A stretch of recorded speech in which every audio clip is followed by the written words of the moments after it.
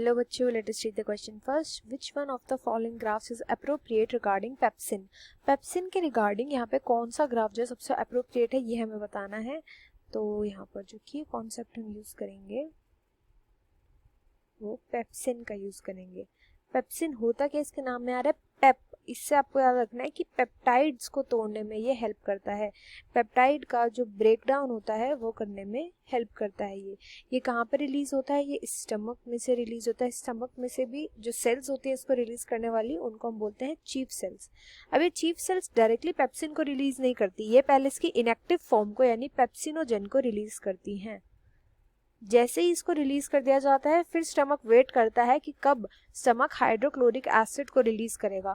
जैसे hydrochloric acid release होता है तो पेप्सिनोजन जो होता है वो एक्टिवेट हो जाता है एंड एक्टिवेट होकर के ये क्या बनाता है? पेप्सिन बनाता है। पेप्सिन आगे चल के क्या करेगा? प्रोटीन्स का ब्रेक डाउन करता है। पेप्टाइड ब्रेक डाउन प्रोटीन्स को ब्रेक करता है। ये इसका मेन फंक्शन होता है प्रोटीन के ब्रेकडाउन का।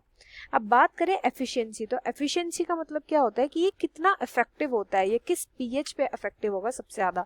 तो इसका जो फंक्शन होता है सबसे ज्यादा वो, क्योंकि यहाँ पे हमने कॉन्सेंट्रेटेड HCl की बात करी है, तो कॉन्सेंट्रेटेड HCl की वजह से जो पीएच, जिस पीएच पे सबसे अच्छे से फंक्शन करता है वो होता है अराउंड 1.8 पीएच पर। इसकी बहुत अच्छी जो होती है, इसकी फंक्शनिंग जो होती है, एफिशिएंसी होती है, बहुत अच्छी होती है। जैसे जैसे पीएच बढ़ता जाएगा इसकी एफिशिएंसी कम होती जाती है, क्योंकि ये वो एंजाइम है जो सबसे ज्यादा बेटर वर्क करता है किसमें? एसिडिक पीएच के अंदर। तो अगर हम यहाँ पर देखेंगे जैसे जैसे करके पीएच इंक्रीज हो रहा है एफिशिएंसी सेम है, तो ये इनकरेक्ट हो जाएगा। देन नेक्स्ट हम देख रहे हैं यहाँ पर करीब, जब अगर हमने मान लिया यहाँ पे अगर 1.8 है तो यहाँ पे सबसे ज्यादा एफिशिएंसी, और यही मैंने आपको बताया कि सबसे ज्यादा एफिशिएंसी 1.8 पर होती है। देन धीरे धीरे जैसे जैसे पीएच इंक्रीज होता गया एफिशिएंसी जो है वो रिड्यूस हो गई, क्योंकि ये क्या है? ये एक ऐसा एंजाइम है जो एसिडिक नेचर में फंक्शन करता है। तो सेकेंड ऑप्शन राइट हो जाएगा यहाँ पर।